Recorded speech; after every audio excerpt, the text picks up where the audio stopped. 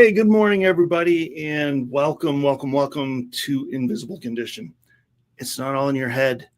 I'm your host, Jeff Pearson, and we want everybody with an invisible condition, no matter what that condition is, to know beyond the shadow of a doubt, you do have a voice. You do have a community. You are never, ever, ever alone.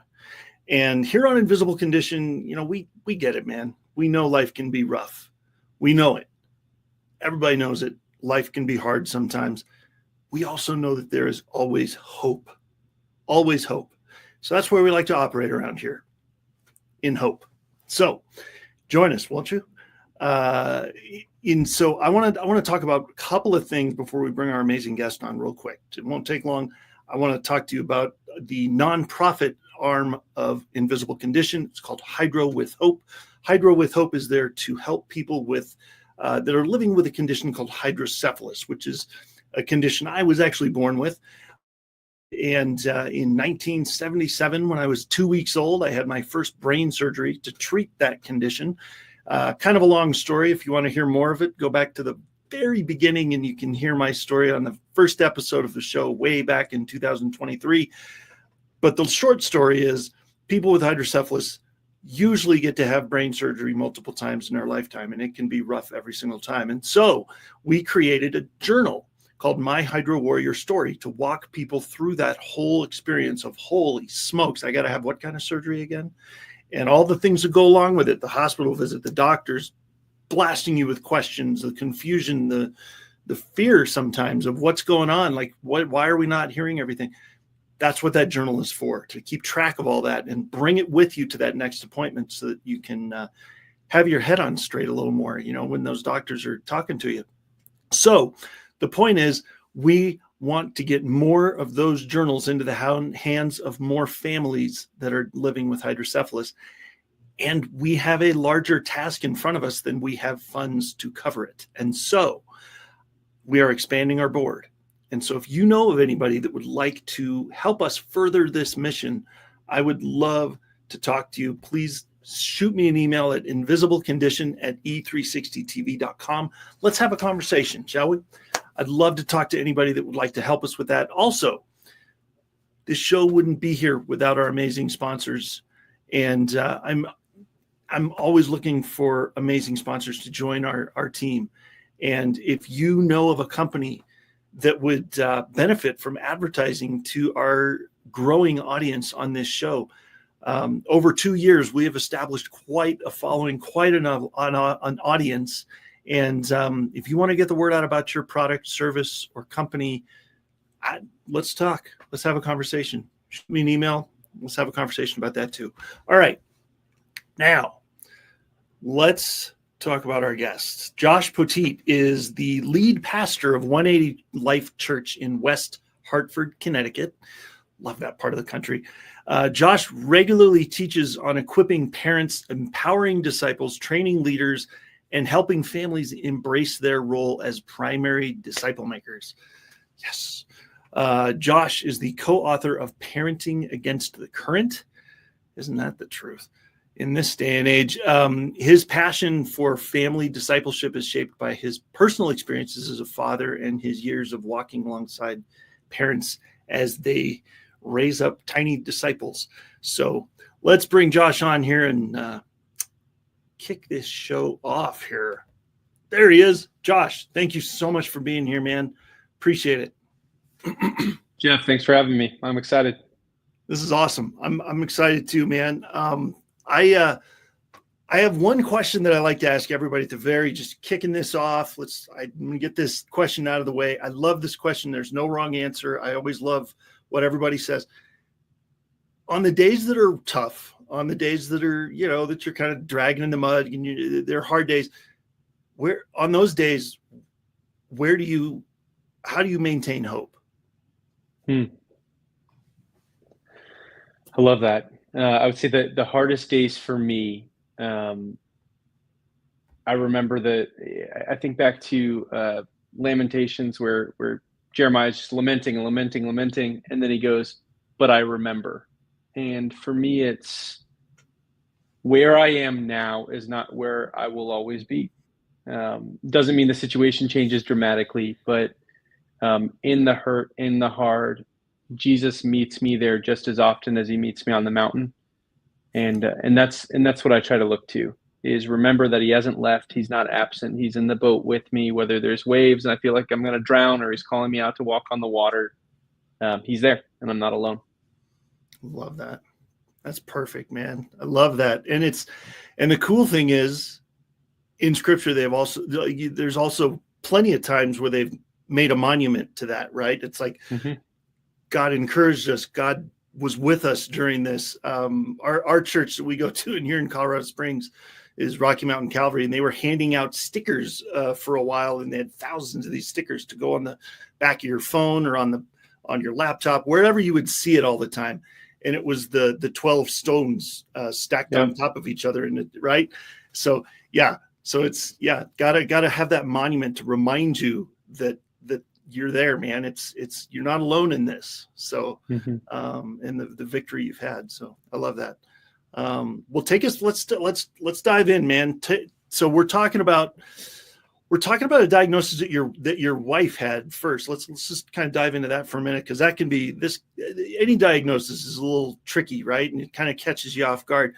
Take us back to that time when your wife was diagnosed. It was glaucoma, right? It was and what were the early days? And kind of, it doesn't sound like that earth-shattering of a diagnosis, but it can be rough, man. Tell us about that. Take us back. So it actually wasn't glaucoma. She was born with that, and so she that's something that she's always had.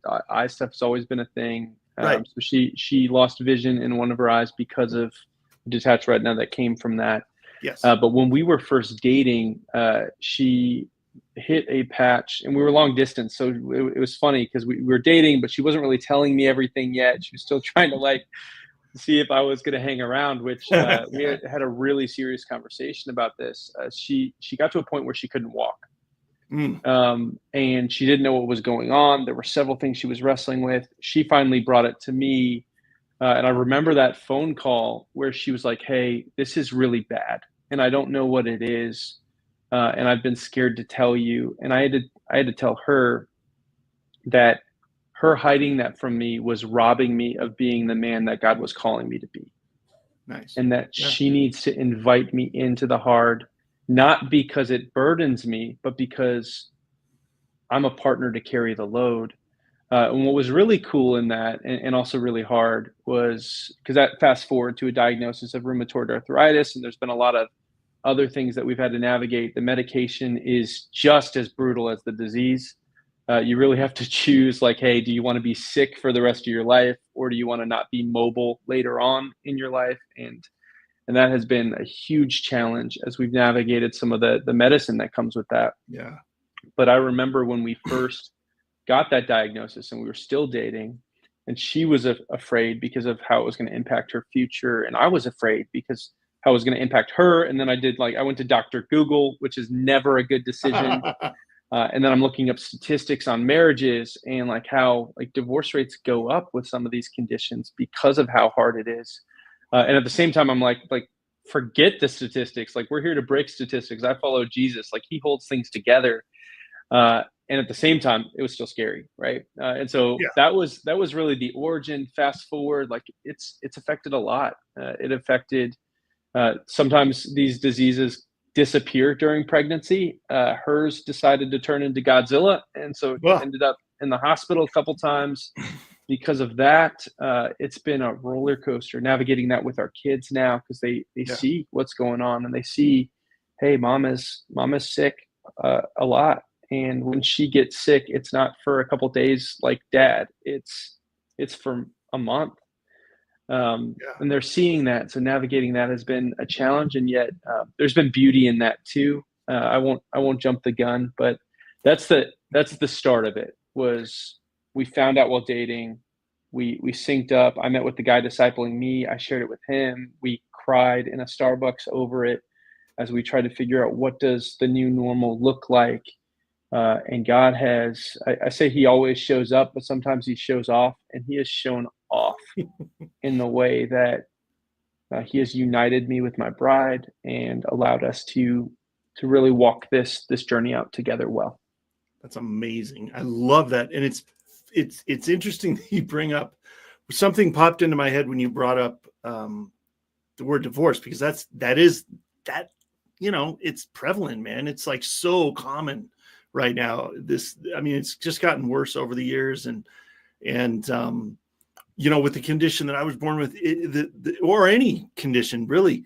But all I do know that the divorce rate for parents with a child with some kind of condition is like 75-80%, especially if it's a really serious condition. And so, thankfully, that was never my experience. I just found this out a couple of years ago. My parents have been married 55, I think this year's 56 years. Praise God. Right? My grandparents I think my mom's parents were married for almost 70 years when my grandpa passed away. My dad's parents were over 50 years. So that's never been my experience.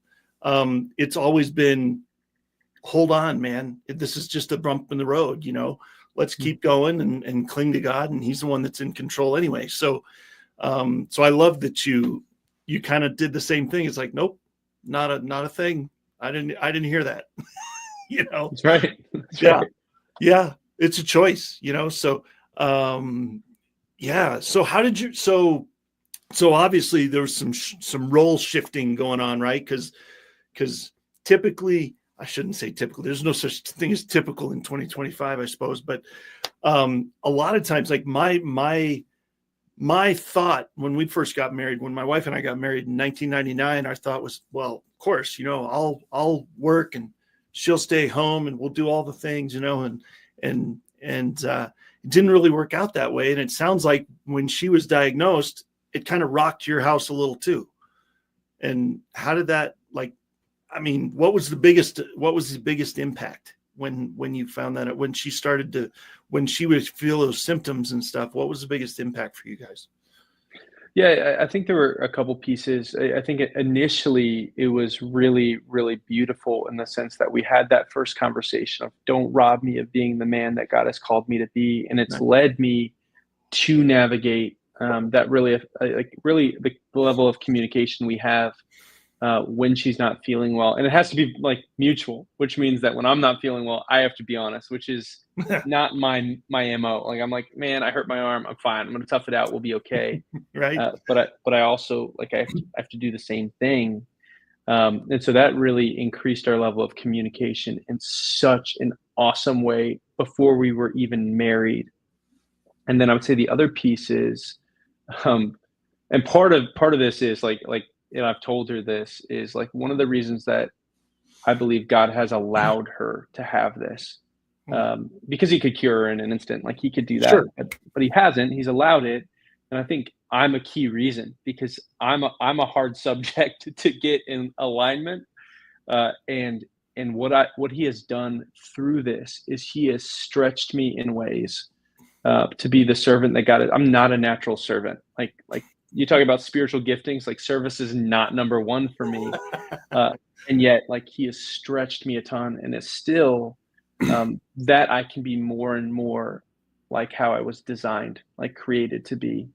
And so those are some key ways that God has really used that initially. And I would say that second one, and really both of them, the communication too, is an ongoing growing that I have actually seen huge blessing in our marriage, because we have had to up our level of communication tremendously, where sometimes it takes years and years in a marriage to require that level of communication, where we're just like, this is the ugly, this is where it is. Do you still love me? Yes, I do. Let's walk through this together.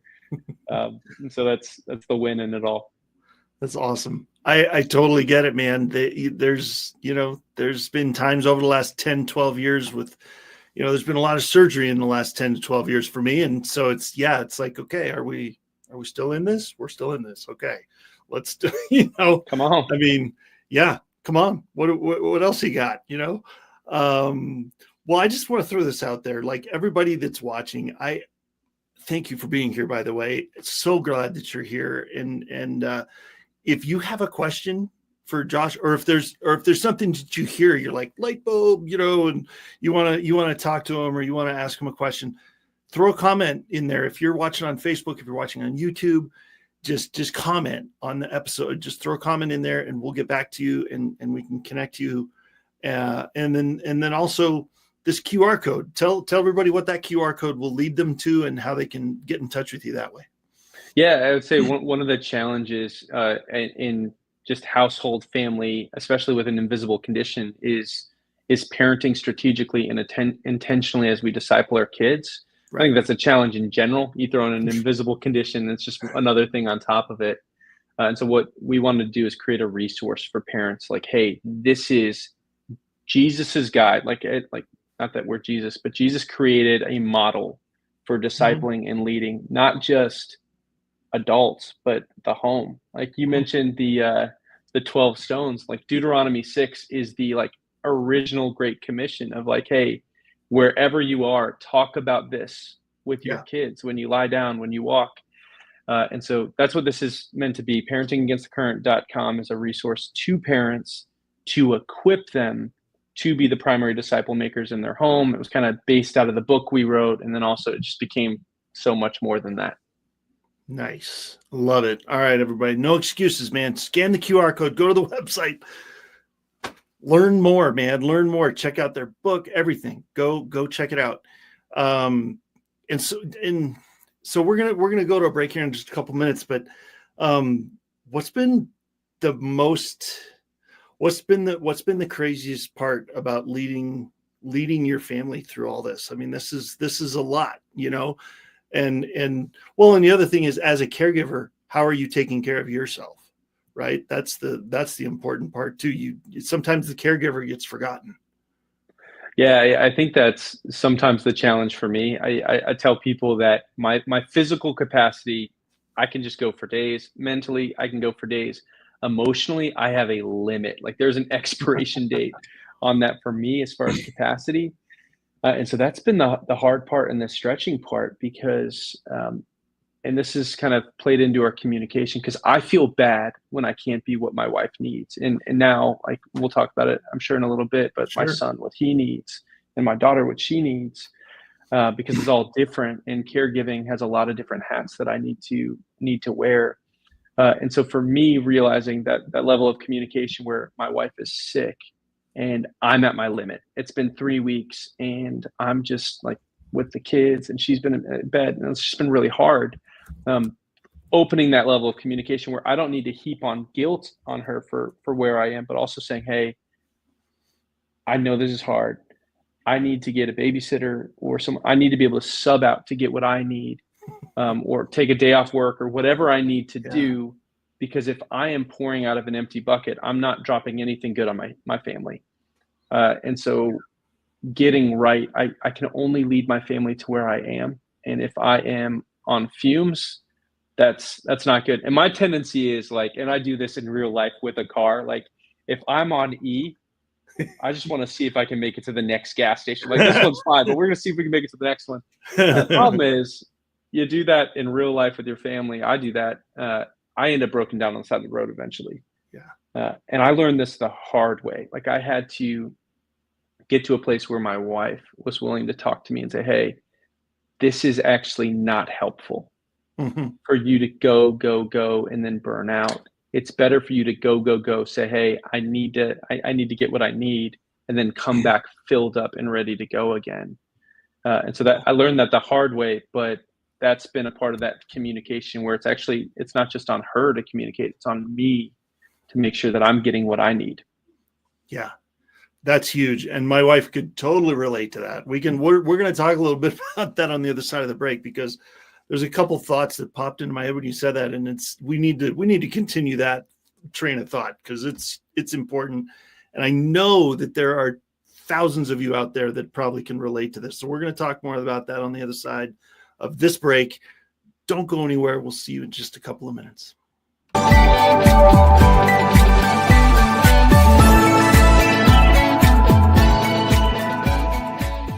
I'd love to talk to you a little bit about our sponsor, Dunamis Marriages. And now, struggling marriages often lead to a dramatic sense of disconnection from your spouse that can seem suffocating. Even if your marriage is doing pretty well, there is a way for you to thrive no matter what. Dunamis Marriages believes that God designed marriage to be a lifelong, heart-connected journey. And they're here to help you get there at Dunamis Marriages. Located in Colorado Springs, Colorado, their faith-based marriage intensive has an 83% success rate. I'm going to say that again, 83% success rate. Guiding couples through deep emotional healing and lasting transformation. Why is that important? Because most marriage counseling has a less than 10% success rate, leaving broken hearts and marriages in its wake. Led by Dr. Pauline Dillard, who brings over 42 years of marital wisdom, these marriage intensives are different. Typical marriage counseling is more of a once a week for an hour type of thing that can last for years and really end up getting you nowhere. The intensive model that Dr. Pauline uses brings couples together. Each session lasts about 2 to 3 hours and is conducted over 5 to 6 sessions. The time that you invest in a marriage intensive will combine biblical truth with proven psychological principles to restore communication, trust, and intimacy. At Dunamis Marriages, they don't just treat symptoms, they equip you with the tools to build a thriving, Christ-centered marriage. If you're ready to break free from frustration and rekindle your relationship God's way, act now. Visit DunamisMarriages.com today. That's DUNAMAS marriages.com. And take that first step toward a stronger, more fulfilling marriage. Build your marriage on a solid foundation and enjoy your spouse like you never thought possible.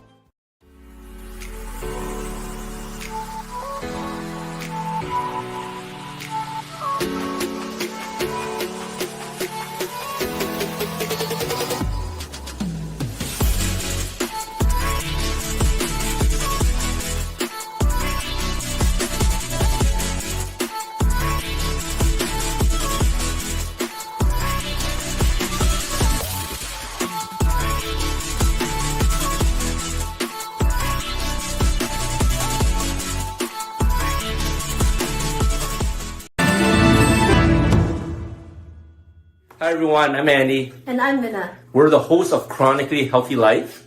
Join us Fridays at 7 p.m. Central Time on Vitality TV to see how we flip the idea of chronic on its head and create chronic health in our bodies, minds, finances, and relationships right here on E360 TV.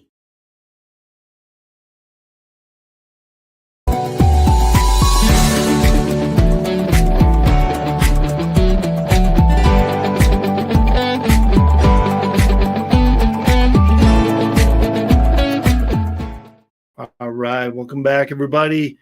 Thank you, Josh, for being here. This is awesome. This is, yeah. I'm excited to hear more of the story and get to the bottom of a couple things here. When we were talking in the first segment, let me pop your website up there. There we go. If you have any questions, that's the place to go. Right there. That's QR code. You have no excuse anymore. There it is. So you talked about the limits of what your wife needs, what your kids need, and then the other thing I want to ask you about that. But the other thing is you're talking about you can't pour from an empty cup, and it's so funny because everybody that's been on an airplane, you kind of gloss through that whole thing, and they're talking, they're up there doing their little thing, with the seatbelts and everything. But one of the things is the oxygen mask, right? Everybody glosses over it, but you have to put yours on first, right? That's what they always say. Put your mask on first before assisting others. Come on. And that's what keeps popping into my head. Like from what you said, just this, then it's like, if you don't put yours on, you're going to be toast, and then you can't help anybody if you don't have yours on. So talk about this for a minute. Like what did you mean by limits? Like you're talking about limits of with your wife, and you've got different needs for your kids and your wife and everything. So, yeah. Yeah, I mean, I've just found that, and I'm sure there are plenty of people who can go further and longer than I can, but I have, by God's design, limitations. Like he made me a limited being, and that's partly, I would say largely, so that I would be all the more reliant on him. I think that's why Paul says, boast in your weakness. Yeah. And so for me, it's a reminder, because I am like Mr. like self-reliance. Like I want to do it myself, and I like work hard. And so like he gave me, in his grace and mercy, he gave me key areas in my life where over and over again, I will be reminded that I can't. Right. And so what that looks like for me is one of the things that Jenny and I have talked about over the years has been, she needs women that she can be fully honest with about my shortcomings and my weaknesses. And I need men that I can lean on and bring that stuff to as well. And that's been a key thing, especially in sickness. I think there's this tendency of, well, my wife isn't feeling well, I need to protect her by not sharing that with anyone. And we've just had a discussion of like, yes, like I don't need to share all the details and everything. And at the same time, I need men to help hold me up. I think about like Aaron and her, like when they were like, Moses is trying to hold his arms up and he gets weak. What did they do? They grabbed each arm, right? And I need brothers who are going to grab my arms, that the battle can be won, because I can't do it myself. And that's first, leaning on Jesus, and second, having a community of godly men around me that are going to help me. And if there's one thing I know about invisible conditions, is it, like, they can be isolating, and they will be isolating if you let them. And for us, we've just made a decision in our family that like we will not allow that to ride. Like we need people around us, because like I said, I am, and Jenny would be the first to tell you, like I am incredibly limited. And because of that, like when I have people, brothers and sisters around me to help, man, like God is glorified all the more. Totally. Yeah. I mean, we had that experience too. I mean, yes, I was born with this condition, but when I got married in 1999, there was 14 years of nothing. She didn't have a clue. Like she knew I had this thing going on, but she didn't experience anything with it until we were married about 14 years. And then boom, 6 surgeries in 10 years, 4 of them brain surgeries, bam, bam, bam, bam, just one after the other. And that first one that kicked it off, she didn't know what to do. So she just started calling people, and there's the, oh, just let me know if there's anything I can do. Oh, I'm here for you, all that kind of stuff. And that's great. But there was one person that said, what hospital are you at? I'm on my way. Come on. And that was the one person that she needed. That was it. You only need one, right? That says that. And so, yeah, it's huge. Like you said, surround yourself with those people though. Mm-hmm. Find more. Because that's what you need. So it's awesome. Which is the key to not to beyond surviving, right? Then you can actually take care of yourself and put that oxygen mask on. So, yeah.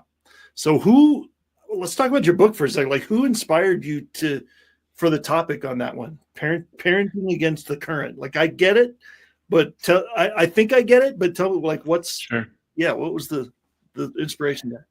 Yeah. I mean, part of it was centered around like, I'm a dad and I'm trying to figure this thing out. And also like, I don't want to just tread water my whole life. I want to lead my family somewhere, because the reality is, whether I'm doing it intentionally or not, I am leading my family somewhere.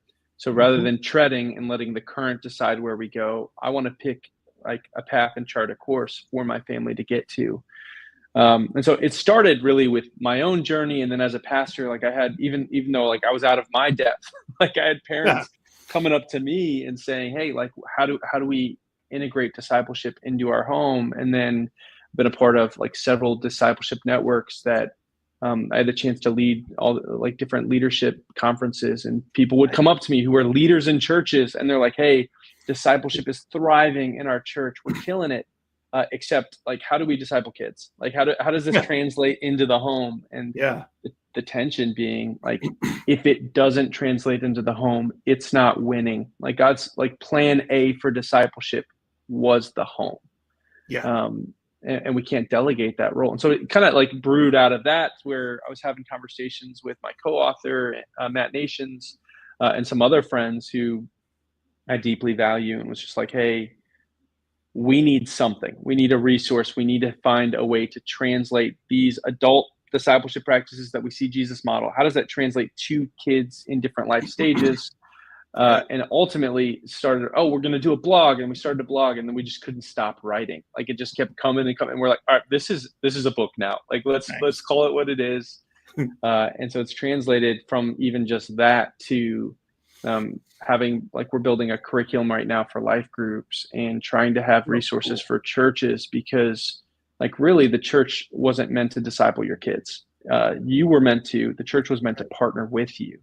And so trying to find accessible ways to make that practical for families was born out of my own tension and then the tension of others around me. Yeah. That's amazing. That's usually where the best books come from, though, is something you saw that was a need that you created out of that is now branching into Bible studies and curriculum and all kinds of cool stuff. So so if people are reading your book, when people get a hold of your book, what's the main thing you want them to, like? What's the goal? What are they supposed to come away with? Yeah, I give the goal at the very beginning of the book. So if you click on the Amazon sample, you'll probably just be able to get the gist of it right there for free.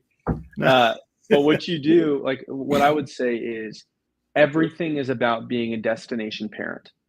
And so if I don't know the destination that I'm leading to, then I'm not leading anywhere intentionally. Which is a mistake. So I would say step one is map out, and if you're married, great, like, map out with your spouse then where you want to lead your family to. And so our destination as a family, Jenny and I landed on, we want our kids to love God, love others, and enjoy us. And so the last one is, when they don't have to be around us, we want them to still choose to be with us. Like, that's it, which means that everything we do, and, like, not an exaggeration, everything we do is pushed through that filter. Do we have dinner every night together? Well, what helps us get to our destination? Yes, we do have dinner every night together. Nice. Do we have soccer practice? Well, right now we do, but we also have limitations on the different extracurriculars our kids can do, because having a schedule that's too busy actually pulls us away from the destination we want to lead it. So everything is pushed through that lens, which is, I would say, the biggest thing for parents is your schedule is going to fill itself. It doesn't need any help. And you were called to lead your schedule. Your schedule wasn't called to lead you.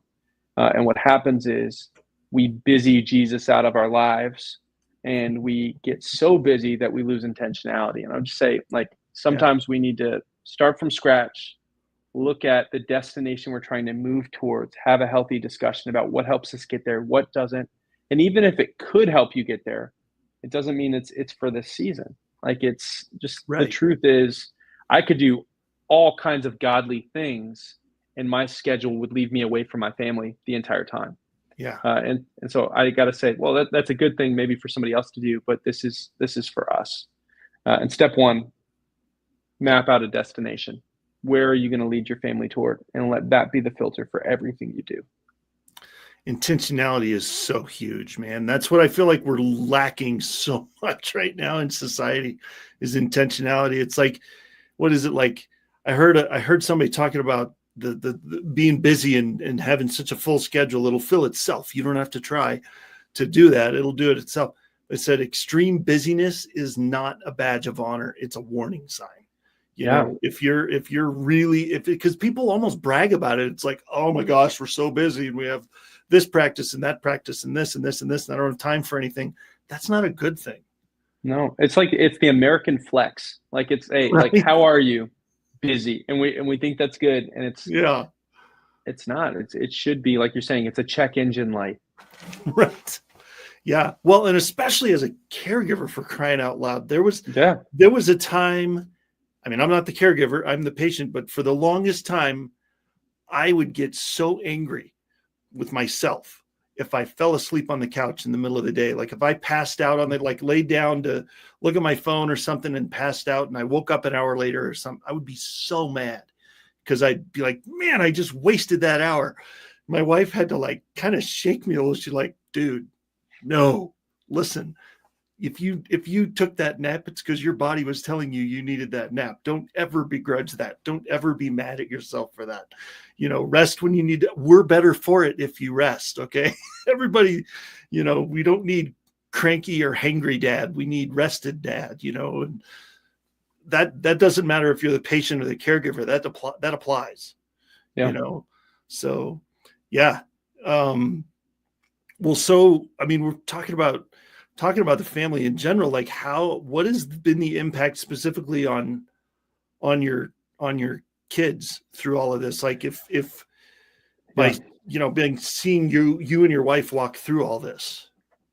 Yeah, it's been a wild road. I would say the impact has been huge on our daughter, who is 7. Our son has his own invisible condition, and so that's been a huge thing, especially recently for us. That's been hard.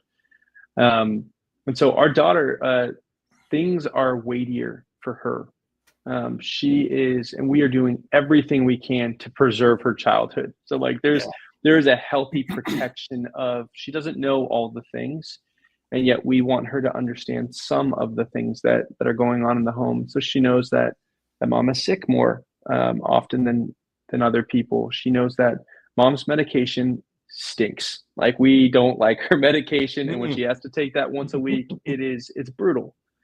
And so she's aware of some of that. So it's that navigating that intentionality is, what do I invite her into that's helpful to help her grow and to serve and to have empathy, because that's her superpower. Nice. Like, our daughter Lila is so empathetic. It's like, she's better at it than me, and she sleeps with a nightlight. I think it's wild. And I want to foster that. And also I know that, especially with feelers, like that can be a gifting and also can be a burden. Like, it can be too much. And so really trying to navigate that with her. One of the things that happened recently that wrecked me over this. So our son has something called Coates disease. It's a very rare eye disease, because apparently our family collects eye diseases at this point. And basically, blindness is a very real possibility for him. He's had 4 eye surgeries. He was diagnosed at his 18-month-old checkup was when we found out. Thought he was completely healthy. Flipped our world upside down. Yeah. And so I'm driving home, literally, like, the other day, I think it was a couple weeks ago, I'm driving home with Lila in the car, and she's asking about Ezra's surgeries. And so, like, hey, like, when he has these eye surgeries, like, does he go to sleep? And I was like, yeah, baby, they give him medicine, and the medicine helps him to sleep, and he doesn't wake up. And she goes, so he can't wake up? And I go, no, that's by design. Like, he's not supposed to be able to wake up. And she goes, but what if he has a nightmare and isn't able to wake up? Ooh. And I'm here like, this girl has such a heart for people. It's unbelievable. And at the same time, weighing that against the burden of it too, of like, man, she is afraid for her little brother, and she's afraid for her mom, and having to carry things that a 7-year-old shouldn't have to carry. And so getting to meet her there and not shy away from the conversation, but really like see the heart and be like, wow, I'm so proud of your heart for your brother. Side note, I don't think he's dreaming. I think he's fine. Like, I think there's no nightmares. Right.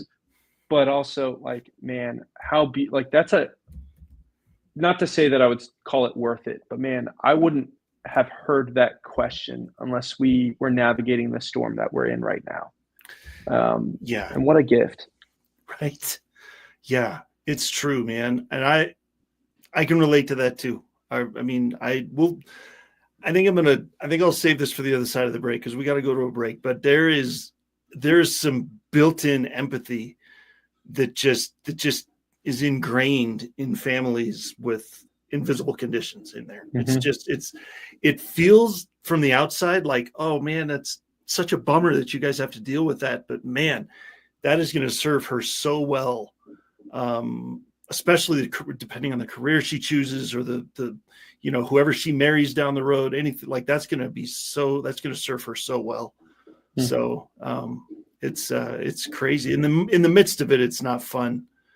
Some of those questions, it kind of floors you, but But I've seen a few years down the road from that with a couple of our kids, and it's been really cool. So, but all right, let's go to that break. I can't stick around, everybody, is what I'm saying. Don't go anywhere, because we got a little more of the story, and I can't wait to hear it. So I need you to be here to hear it too. So stay there, and we'll see you in just a couple of minutes.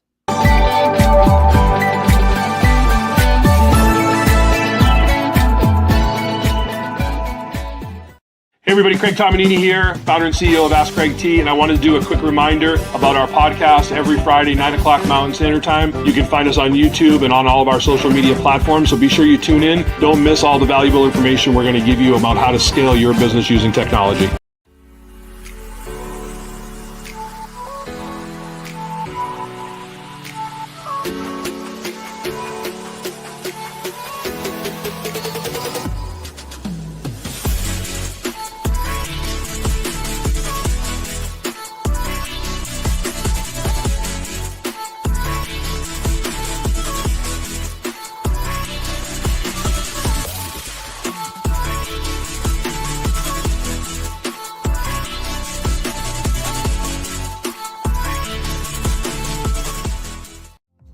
Hey there.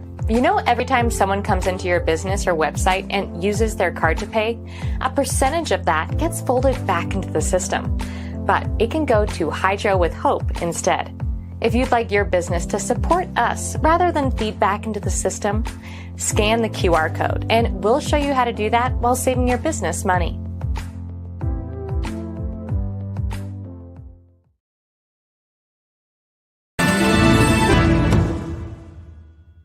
Hey, how you doing? My name is Greg Russell. I'm the host of TechnologyTuesday.com. You can find us on the Conscious Business TV network every Tuesday at 2 p.m. Eastern Standard Time for the latest resources to help you make more money in your business. Join us on E360 TV. Come on.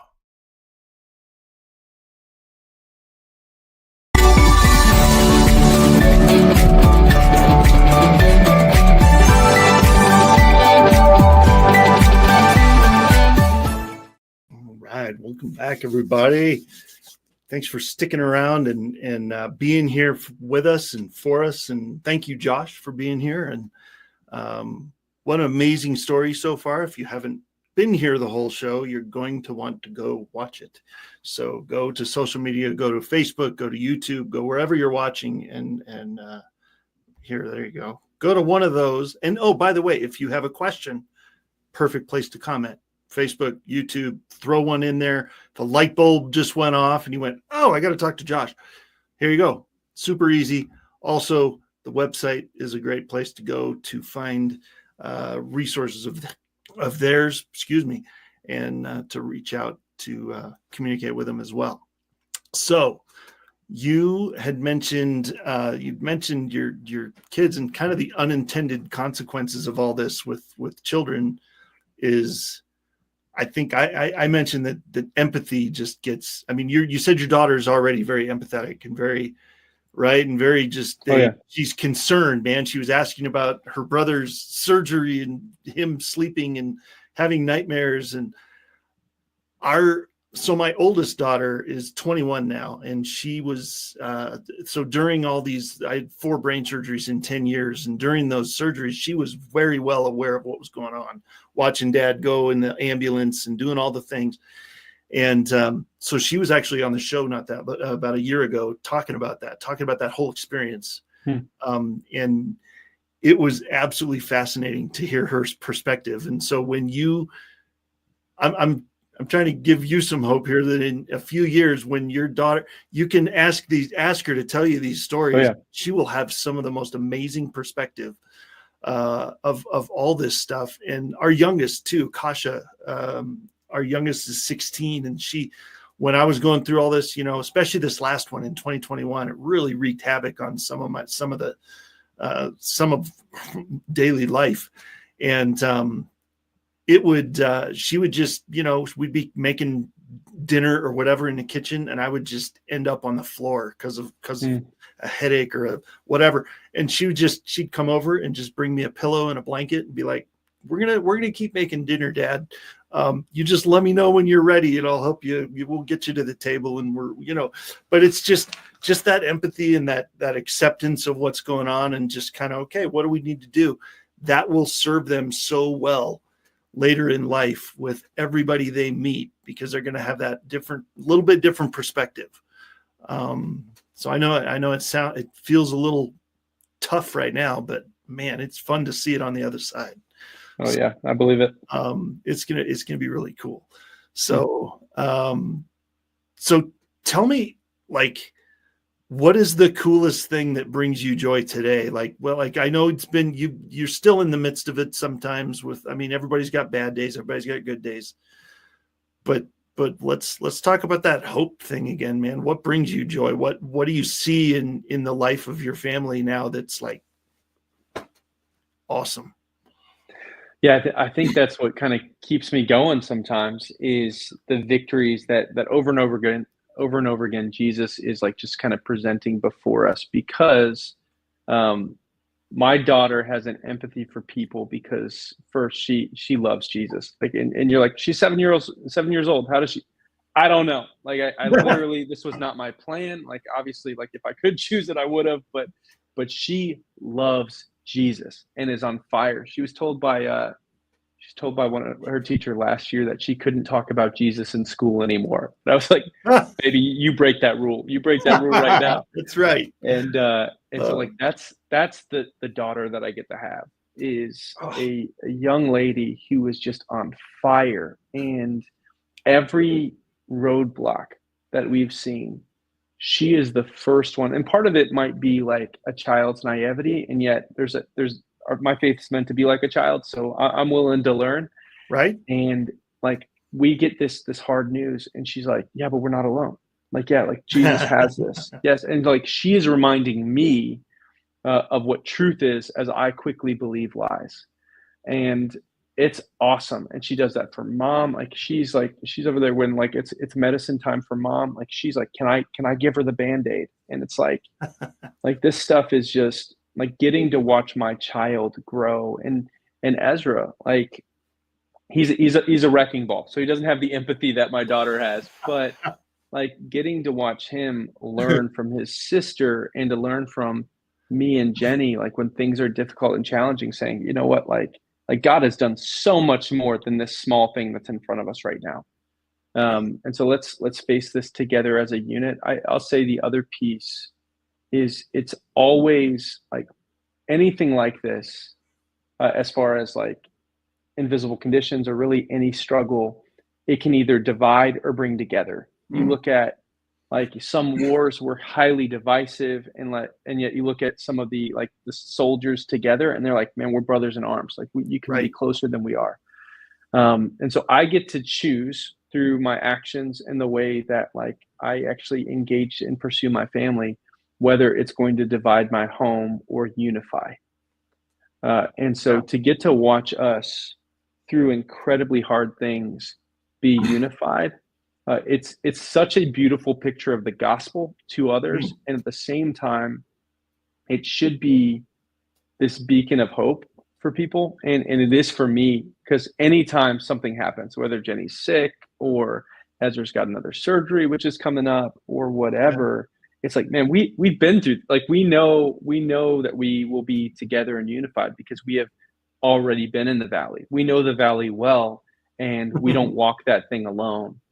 And so I think that's the big encouraging piece for me, is having been through, honestly, it's something that I might have written it differently, but I wouldn't trade the hard away, because like I know what the hard has done for my family, and we are so close. And part of it is like my kids they're still young, but like, man, we have a closeness that really I think is going to translate into later years in a beautiful way, that we lean on each other. We lean on Jesus, and then we lean on each other, and then we encourage others to do the same. And that's truly a gift.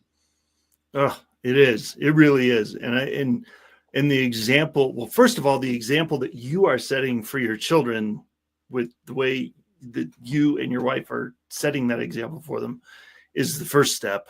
So that's amazing.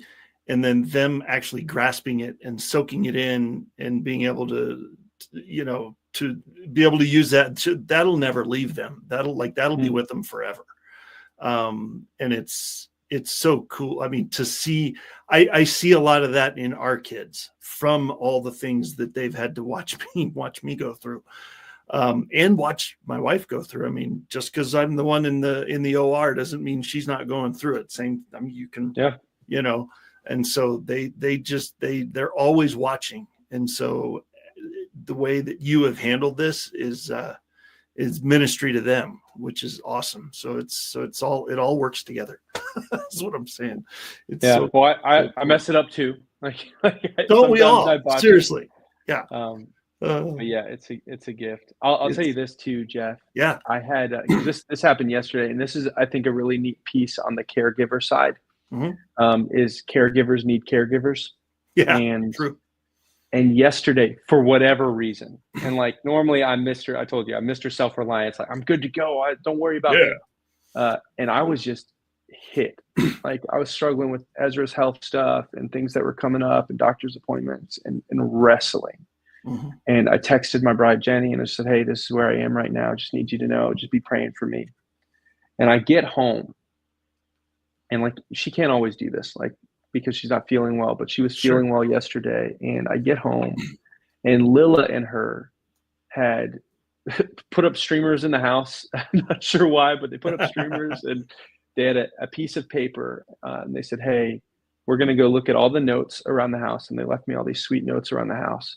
And then the piece of paper said, this is what Dad does today. And they're like, step 1, drinks an IBC root beer. That's my thing. That's my, I love it. Drink a root beer, not a sponsor. And drink an IBC root beer, then not be on Ezra duty, which is when Ezra's going crazy, who has to watch him, and relax and eat dinner. And and that was it. And moments like that are rare for me. Yeah. Where people are like, no, I just want to care for you. Especially in my job, my job is care for others constantly. Oh, man. Yeah. And to have a moment where they were like, yeah, but we're going to this is for you, Dad. This is we want to care, was such a gift. It broke me. I just started weeping, and I was like, man, I don't think I knew how badly I needed this. And it wasn't that I didn't have anything to do. It was that they took the time to care for me. Yeah. And what a gift. So you can't do that in all seasons, but man, that's something that I get to carry with me. Yeah. That's amazing. And it won't be the last time, I'm sure, but man, it's so fun when those show up, and it's just out of the blue like that. That is so awesome.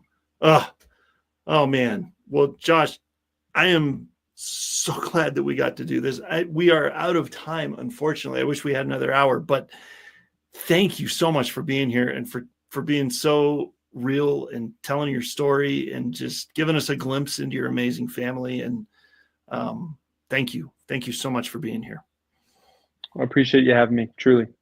Absolutely, man. Absolutely. All right, man. See, I learned something new every single episode. I'm telling you. All right, everybody. Here we go. Thank you for being here, by the way.